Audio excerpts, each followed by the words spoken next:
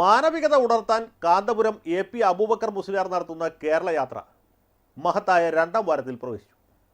ചെല്ലുന്നിടത്തൊക്കെ വമ്പിച്ച ആൾക്കൂട്ടമാണ്. റിസാല വാരികയുടെ പുതിയ ലക്കം കേരള യാത്ര പ്രമാണിച്ച് പ്രത്യേക പതിപ്പാണ്. കാന്തപുരവുമായി എ.കെ. അബ്ദുൾ മജീദ് നടത്തിയ സുദീർഘമായ അഭിമുഖ സംഭാഷണം. പിന്നെ മതം, മനുഷ്യൻ, മാനവികത എന്ന വിഷയത്തെക്കുറിച്ച് മതപണ്ഡിതന്മാരും മനുഷ്യാവകാശ പ്രവർത്തകരും പങ്കെടുക്കുന്ന ചർച്ച.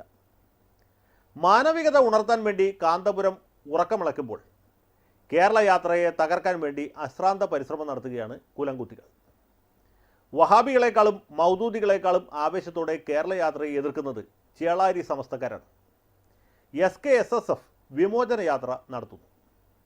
കോട്ടുമല ബാപ്പു മുസ്ലിയാരാണ് വിമോചന യാത്രയ്ക്ക് ചൂട്ട് തെളിച്ചത്. കോട്ടുമലയും ചെറുശ്ശേരിയും ചേളാരിയിലുള്ള ബാക്കി സകല മുസ്ലിയാക്കന്മാരും കൂടി ചൂട്ട് കത്തിച്ചാലും കാന്തപുരത്തിൻ്റെ രോമം കരിയില്ല. മുസ്ലിം ലീഗിലെ മൂരാച്ചികളും കേരള യാത്രയെ എതിർക്കുകയാണ്. എന്നാൽ ലീഗിൻ്റെ അഖിലേന്ത്യാ സെക്രട്ടറി ഷെഹൻഷാ ജഹാംഗീർ കേരള യാത്രയെ സ്വീകരിക്കാൻ ബംഗാളിൽ നിന്ന് മലപ്പുറത്തെത്തി. കേരള യാത്ര കഴിഞ്ഞ് കാന്തപുരം ഭാരതയാത്ര നടത്തണമെന്ന് ഷെഹൻഷാ അഭ്യർത്ഥിച്ചു. ചേളാരിക്കാരുടെ കുബുദ്ധി മലപ്പുറത്ത് വിലപ്പോവില്ല, ബംഗാളിൽ ഒട്ടും ചെലവാവില്ല.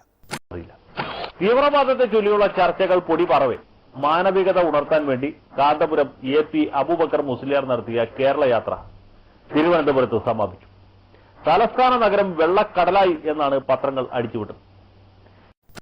കേരള യാത്രയ്ക്ക് ബദലായി EK വിഭാഗം സുന്നികൾ സംഘടിപ്പിച്ച വിമോചന യാത്ര കോഴി കോട്ടുവായിട്ട പോലെ സമാപിച്ചു.